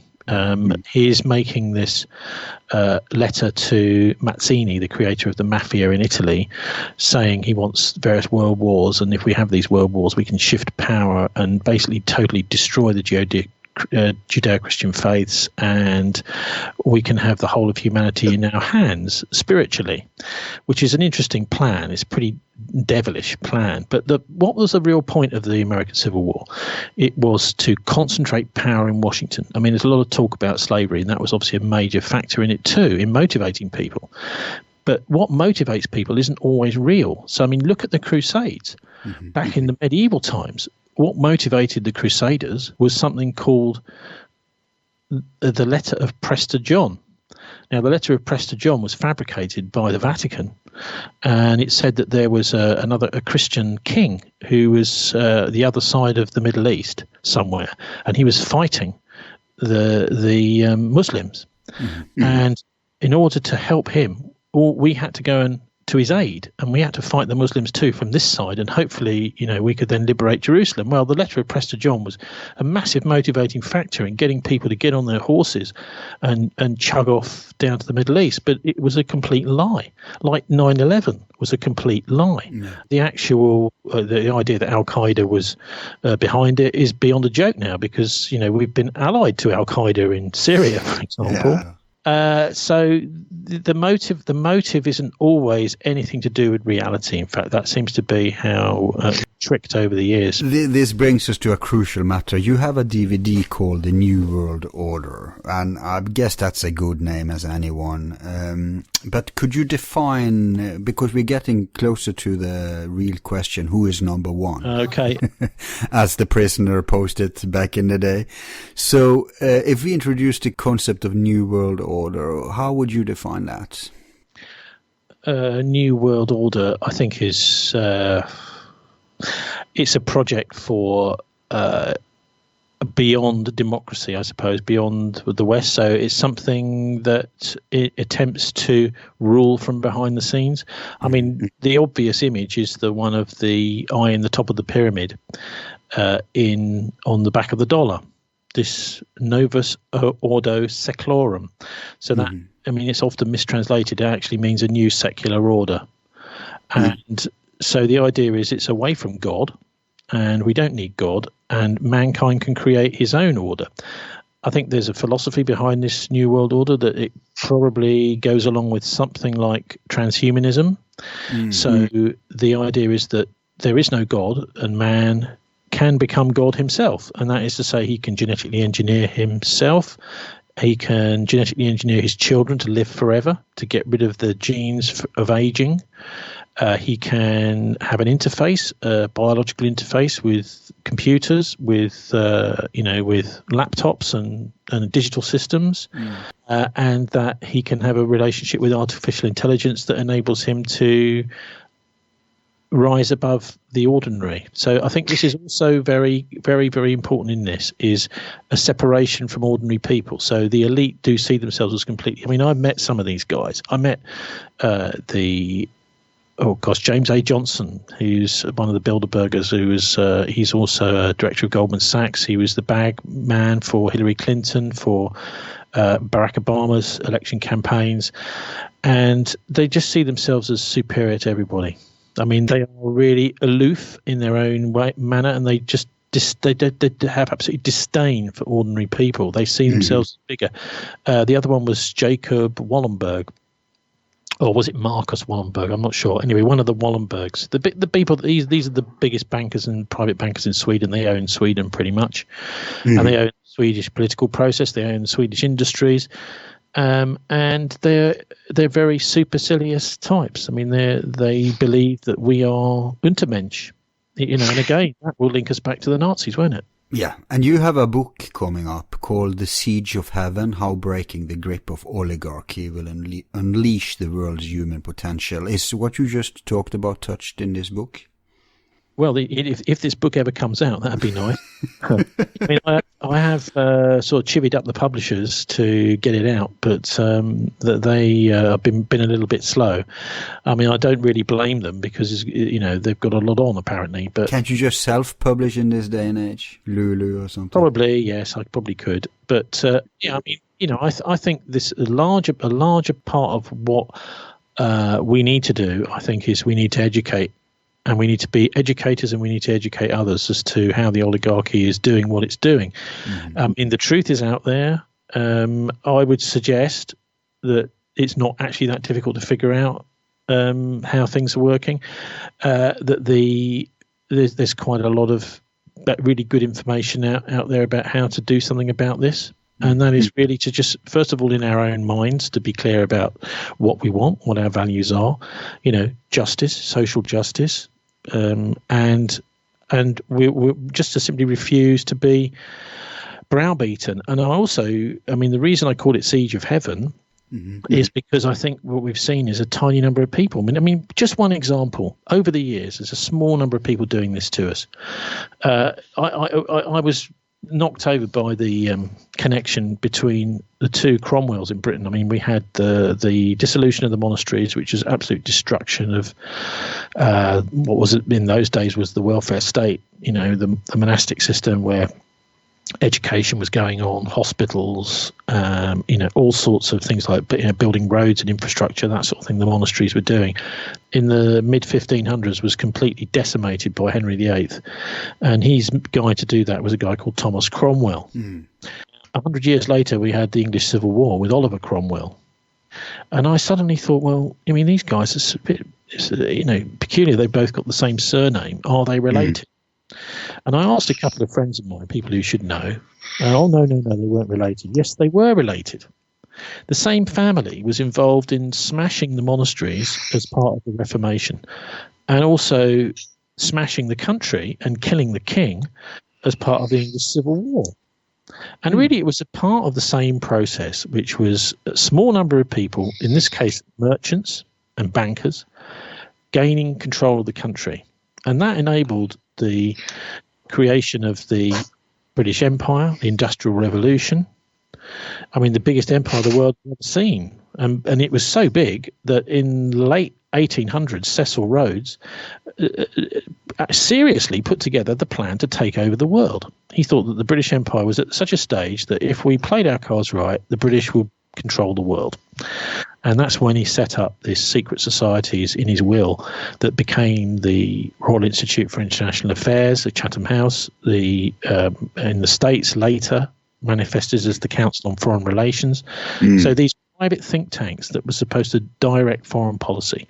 So that's the stage that Britain was at. And the fact that Oliver Cromwell was the great-great-grandson of Thomas Cromwell's sister, I think should be more widely known. A handful of people have been behind these massive transformations just here in Britain that led to so much, influence across the world, because Britain became, after the Civil War, really during the Civil War, became the first capitalist country in the world. So the merchants had taken over the whole of Britain. In previous generations, and back in medieval times, there'd been, merchants and capitalists controlled cities, and that was the way it worked. But and the feudal classes that controlled the land really ran the countries through the king, the queen, whatever. But that was the Civil War was what really got the ball rolling, killing the king, changing the relationship, and this was done deliberately by Oliver Cromwell's son-in-law, Henry Ireton, who, when there was going to be a vote in Parliament after the war about, making negotiations with the king, he'd spied on the MPs this is in 1648, late 1648. He spied on all the MPs, and all of the ones that were pro-negotiation with the king, he made a little list of them. And then he gave them to Colonel Thomas Pride, who came in the day before the vote and arrested all of them. Effective. Wow. So when the vote happened, the king was impeached or, put on trial for his life and then executed by Cromwell's son-in-law, effectively just getting rid of all of the MPs who might vote against him. Imagine if that was to happen nowadays, the troops, the soldiers marching into the Houses of Parliament, and just anybody that was voting for Brexit or against Brexit, they would arrest them and put them in jail. And so the vote went the right way. Right. Well, they have a more civil way of doing that today, right? They just put up a new election. It's called M5, and it's called Private Intelligence and Secret Services, but they definitely, the Americans are doing a hell of a lot of spying, and a lot of these things. For example, the Euro was put together by spying on the various countries that didn't want to join it, to undermine them and make sure that the various people were bounced out of power who were going to be resisting the Euro. So that's how things happen nowadays, and that's one of the reasons why we see so many of these tech companies, spying firms, and Facebook and people like this, on the Bilderberg conferences. Thiel, these guys. Eric Schmidt is now running things really at Bilderberg, the founder of Google.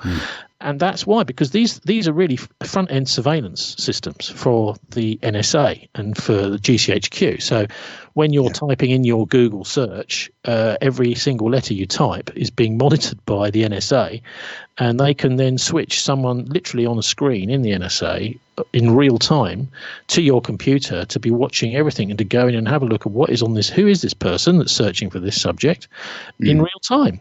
And that's the world we live in, although mass media aren't really explaining that to us. So when you say they have access to the computer, do you mean the browser or do you mean actually inside the hard disk? Well, I don't think they have any trouble getting into, certainly a Windows computer, do they? Or an Apple. No. It's just, it's wide open to them, as far as I understand. Yeah. Okay, last question then. When we go back to the missing money of Bormann, where we began, there is this Argentinian journalist. He works for The Guardian, I think. Not Abel Basti, he's in Argentina. Someone else.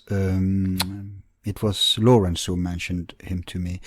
Apparently he's tracked down this money and he believes it's still in play. So where do you think it all ended up? Because you said Bormann was an administrator. Well, yeah, he set the companies up, okay, so that was his job. But he also made a lot of the appointments to the boards of these 750 companies.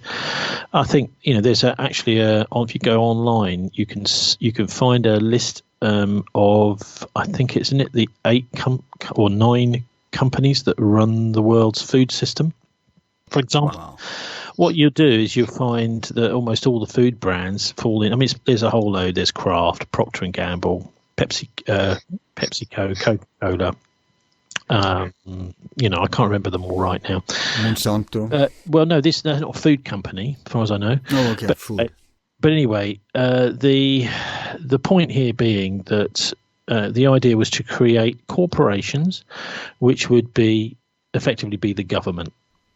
So as that money comes through, Sullivan and Cromwell and Dulles and John Foster Dulles' firm in New York, and it's then being funneled into these businesses, and then Nazis appointed to the boards. So we're talking about Nazis with nice suits on, some with altered identities, and many of them were the big people who got the biggest rewards were people who'd been Nazi agents in the West and Japan and places like that. So these people would be given jobs on these boards and be just told, well, you've got as much money as you want pretty much, and just go on and take over that industry. And that's what we've seen, massive hostile takeovers all over the world. So not in places where it'd be very, what happened in Russia, I think, is a whole another fascinating episode in 1999 and 2000, because there was that the country was about to be subsumed into the Borg as the oligarchs were vultures eating away. But then Berezovsky made the fatal mistake of choosing Putin to be his. He was deputy prime minister at the time. In fact, Putin was put to the test by Berezovsky. I think it's pretty clear in the Moscow Ryazan bombings in 1999. Blocks of flats were blown up supposedly by the Chechens, but Berezovsky had been involved in this, and they wanted to get the Chechen war going. And because Putin, as acting prime minister, turned a blind eye to this, Berezovsky and the oligarchs thought, we can trust Putin because he could, we can expose his collaboration with us on these hotel bombings. Sorry, not hotel, apartment bombings, if he starts to step out of line. So we've got him, by the short and curlies. And so Putin then was their blue-eyed boy. He'll look more credible than Yeltsin. We've already got most of the country anyway. We've bought it up. We've taken it. We've moved it abroad, the ownership of these ex-Soviet industries.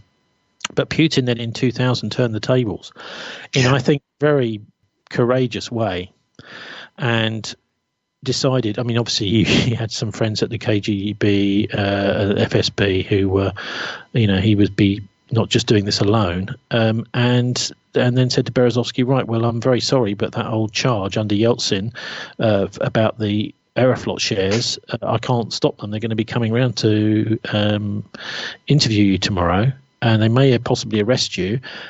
Just as an old friend, I'm telling you it's happening. So if you better get the first plane out of Russia in the morning, and then we can try and sort this out another time. Of course, he never came back. Berezovsky flew straight to London, and Putin got Russia back from the oligarchy. An incredible move, really. And then Berezovsky was starting to talk too much in London. He was very close, by the way, to the Queen's cousin, the head Freemason. And the Masons, by the way, were involved very much in Bilderberg too. And that's Prince Michael of Kent. And he was on this payroll of Prince Michael of Kent. But he was thinking, who's by way of fluent Russian speaker, and he was starting to talk too much. So he was, I believe, officially it was suicide, but I believe he was executed, as most people do that bother to look into what happened to Berezovsky in London. Right, interesting. But if we see here Bilderberger, EU, NATO, CIA, even NASA, they're all under the corporations, they're all flooded with Nazis. How can it then be that the Nazi philosophy did not get a revival? Did the old timers just throw away, let's say, the anti-Semitism and the more passionate Hitlerism of their ideology and just continued as it's a bit more Zionists or so they got rid of most of the Jews in Europe, the real Jews, and now it's moved on to Islamophobia in Islam and the mass murder of Islamic people and the demonization of Islam. So the Nazi philosophy is definitely still there. It's taken on a new appearance. It's the same thing, really. And also, I think it's quite fair to say that Europe is a cartel system, which was the fascist Nazi Germany economic model. There's no way that people are going to get into business anymore, really, in any kind of serious way, because the banks won't lend to them, even if there is wide open competition and a monopoly. So the system is rigged. Everything is rigged. If you're a small business, maybe if you could maybe start out as a hairdresser, that you might succeed. You could start any kind of small concern, but there's no way you're going to be doing anything sizable like building aircraft or even cars. In Britain, we don't build any cars here in Britain. I think maybe there's one or two like luxury car models still being made where they produce about one a month, but the entire car industry is now owned by foreign interests, and all the technology that was developed, for example, by the British, the jet. Monopolism is a trait of, I say, a fascist, a corporatism, and the multinational corporations are dwindling into monopoly on all areas. The most important thing to look at with this new fascism is what I mentioned before, is this transhumanist idea. Yeah. I think that's one of the key ideological elements, is they really do believe, the Bilderbergers, and certainly Wallenberg was one of them that I spoke to, and I got the sense that this is his kind of thing, is they just believe they're superior, and they have no interest in, for example, free press, freedom of speech. They believe they're control freaks, effectively, and they have got all this. They've put their faith in the ability to buy up, in money, in the ability to buy up any kind of competition. So we don't have fights in Europe anymore, but we have hostile takeovers, which are just as effective as controlling industries. And of course, the media just becomes another factory to take over with these banker tanks. And so really it's just their show on the TV screen. What do you think are the political essence? How do you mean? Those who calls the shots, the global elite, do they have any ideology? They're basically an aristocracy, aren't they? They're a very super elite bunch of small number of animals. Just self-preservation, just surviving on top. Yeah, I don't think they have any real belief system other than in themselves, and they want to get as much as they can for them and their own children. Except what they may use to exploit, right? As they would with Zionism, even. Yeah, it's very much a cul-de-sac philosophy, isn't it? So they're never going to be satisfied. Really, it's like their power is like a drug. It's like heroin, and there's never going to be enough for them. And these people really are verging on, being psychopathic in their behaviour. And that's what I believe we could be seeing something later this year with Iran. I don't honestly think that, there's a lot of saber rattling, but it looks to me as if this is absolutely for real, and these people are, maniacal enough to pursue this, this plan to have a massive clash between the Zionists and Islam in order to try and smash Islam like the Nazis tried to smash Judaism.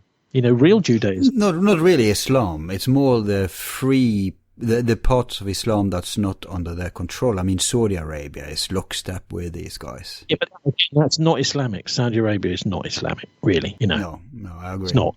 It doesn't follow the Islamic, really. Yeah, you mean the traditional Islam? They want to eradicate that. Yeah, and I mean these faiths have a tremendous. I mean, I don't know how much you've travelled. I've been very lucky to have travelled in Iran, and if you just meet ordinary folk in Iran, they're proud of having an Islamic republic, and the moral values of Islam are very good moral values. They're very welcoming to strangers. I mean, you can't generalize about a whole people, but it's an important thing to have. And it's impossible to make it change with the media. You can't change what people think when they believe in a specific philosophy, which is unchanging, and they want to be able to just manipulate people. This is one of the things I think they hate most about genuine Judaism, the Neturei Carter and Orthodox Jews adhere to, and genuine Islam and genuine Christianity, is because you cannot make people malleable. They have beliefs that cannot be changed because of their faith, and they hate that more than almost anything else, because they're addicted to power, and that power means controlling people, controlling people's minds in the same way as a farmer, controls his cattle and his sheep and his animals. I mean, that's the mentality I think that they have towards us. And I think it's no coincidence that George Orwell wrote his book Animal Farm. I mean, he's really just talking about the way that these people think about us, and he knew that. And I think actually possibly he was, bumped off Orwell too, because he was writing some very, very powerful stuff in the 40s and the 1950s. Became visionary work. So in the same way they eradicated Rabbiism in the 30s, they're trying to eradicate Shia today. So that's Saudi Arabia can take over. I mean, I wouldn't say Shia or Sunni is right or wrong. I just think that both have got twisted versions. I mean, just like the Vatican has got a very twisted version of the Catholic faith. I mean, you find ordinary Catholics, fine, nice, genuine people, but this is where the little eye at the top of the pyramid comes in, isn't it? Well, we don't mind what people do down the bottom, but we control the top. That's the Illuminati. And whether or not there is anything called the Illuminati still around, people have got to be absolutely clear that this was a very, very genuine movement back in just after. Yeah, but the original Illuminati seemed to be more of a rebel movement trying to change. I don't think so. There's still, okay, so you get the Illuminati formed just after the abolition of the Jesuits, right? Cecil Rhodes, in his will, says, I want to form a secret society based on the Jesuit model of secret societies.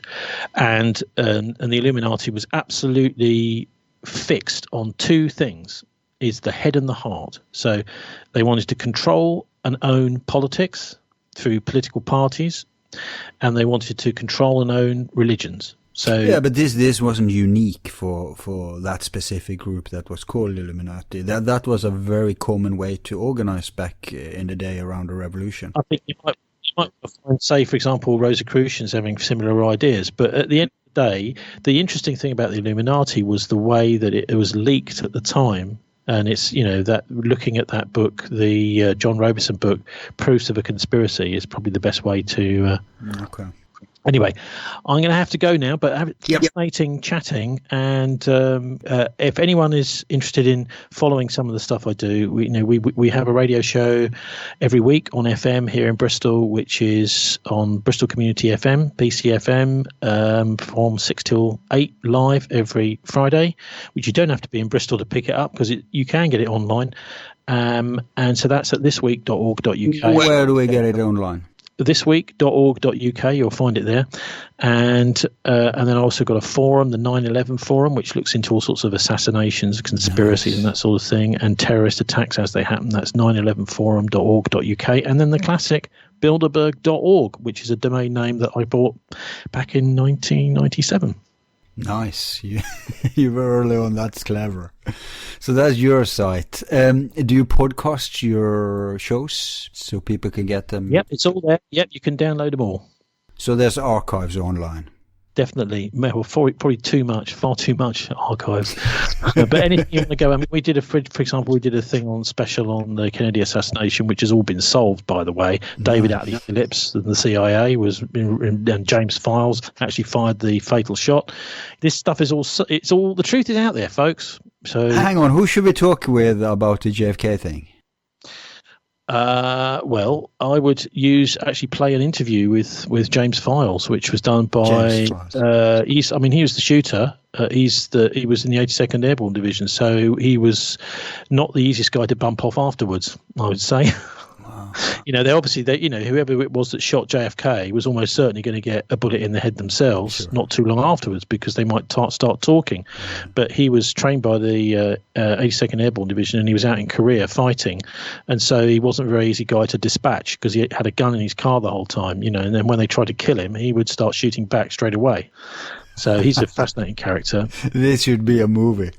And also, well, one day hopefully, and also, of course, Madeleine Brown, who was Lyndon Johnson's girlfriend, has confessed everything really that happened the night before the assassination, in Clint Murchison's house in Dallas. So, I mean, which was Hoover. This is the FBI and everyone getting together basically for the conspiracy.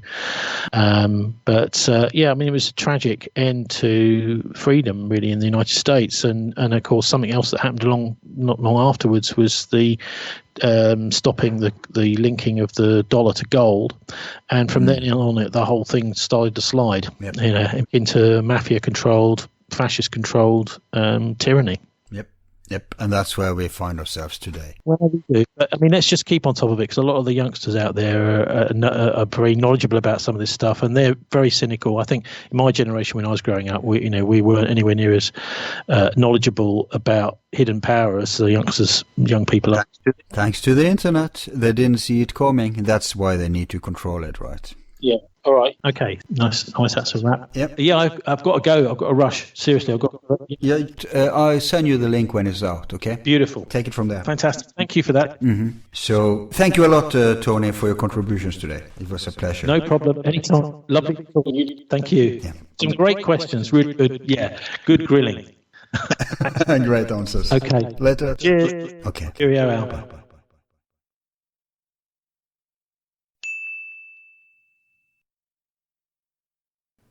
And that's our show tonight.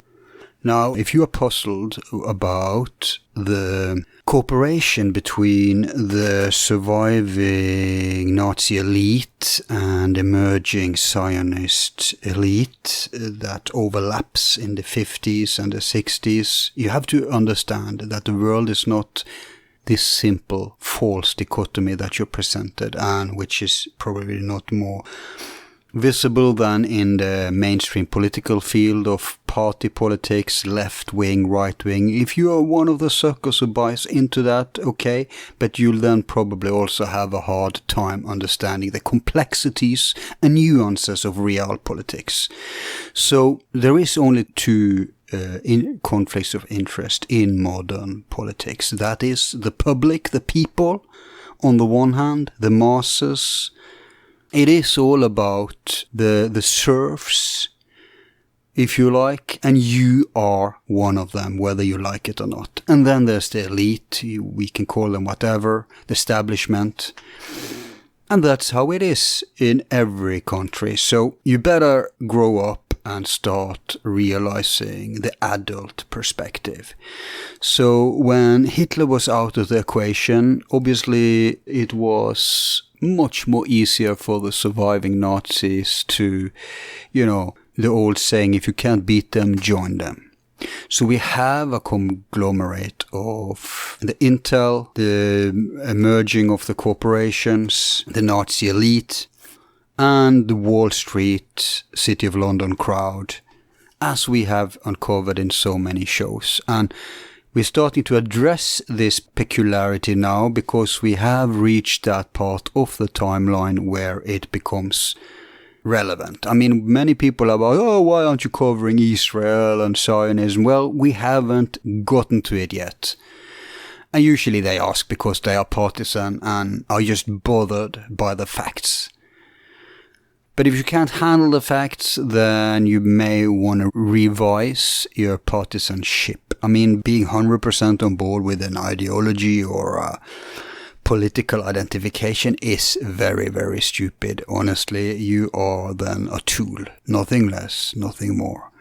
It's not natural. It's not natural to be 100% agreeing with anything if you are an independent thinker, which too few are, but we hope we can wake up people with these shows, because if we are to have anything but a gloom future, people need to start thinking for themselves.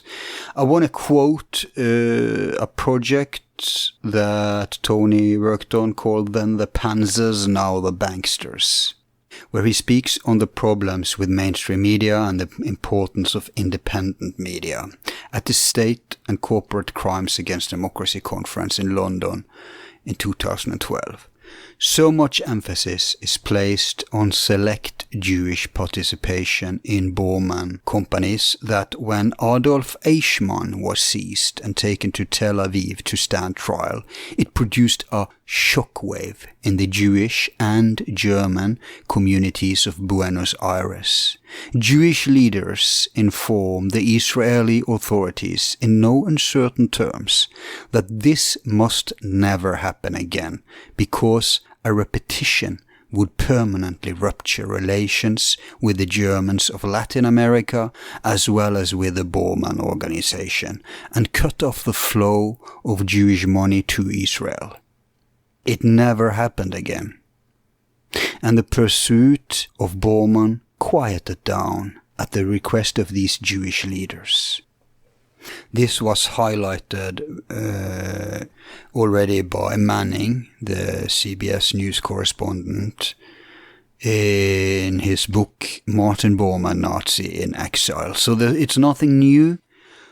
we've seen how the Fourth Reich has emerged, consisting of old-school Nazi elite, Anglo-American oligarchs, and zionists. And, like I said in the show, nowhere more visible today than in the axis of evil counting the hijacked states of US, Israel, and Saudi Arabia.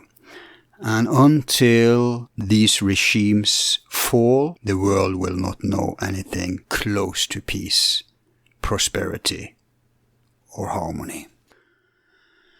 If you enjoy our shows, remember to subscribe. We get frequently comments from people who just discovered us and asks why we have so few subscribers. And what can I say?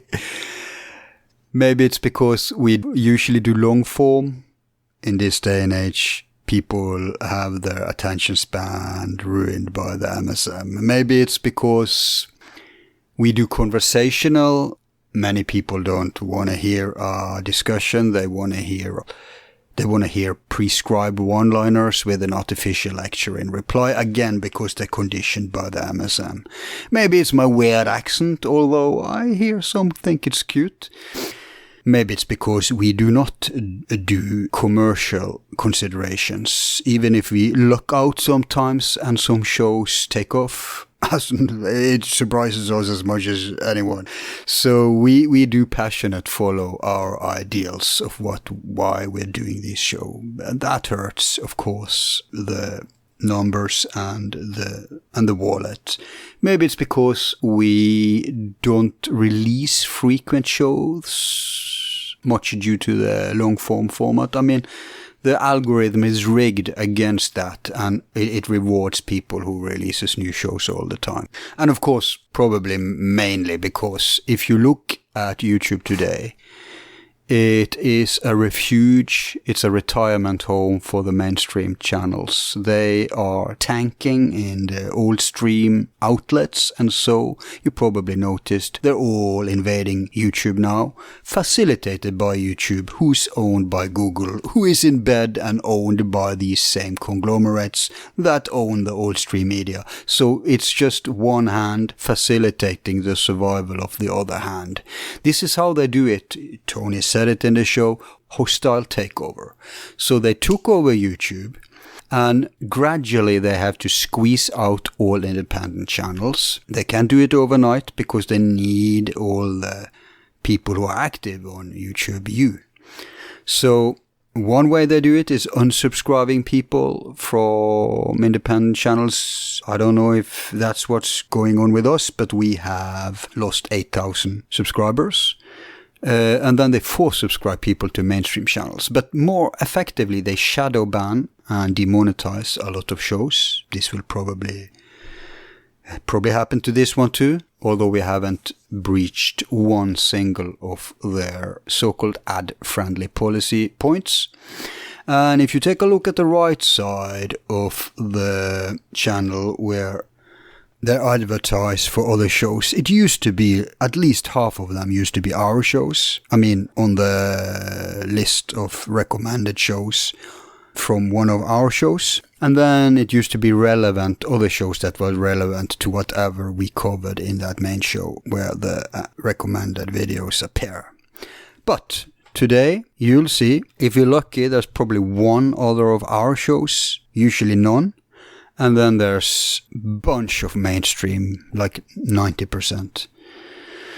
And it's not, of course, not just at our videos, this is across the board. So this is one of the ways to do it. And I think we're closing up to, everybody's talking about the new crack coming. And I think we can smell it. We've lost half our subscribers, sponsors lately. For no good reason, because we've been active as ever before. I think it's people feeling it in their wallet. So look out for that. But you don't have to pay us a dime to support us. Subscribe and remember to click the bell, as they always say. Otherwise you won't get notified. And share our shows.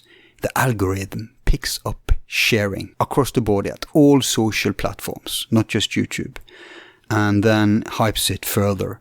So if you're going to have any chance for shows like this one to be spread, the algorithm has to believe it's spreadable, which you can help contribute to by sharing it. And remember to mention us to people. So many people haven't heard of us. We have not reached anything near the potential of our target audience. It's just word of mouth that can do it, especially now that we don't get any pull from YouTube. And, of course, we're preparing for the day they're going to force us out. So we have a present at normal broadcast platforms. You find us at most of them. And we're also going to experiment with some other platforms similar to YouTube in the future. That's it. Thanks for hanging in there and bearing with us. I'm your host Al, solely due to my team and your support. Be seeing you.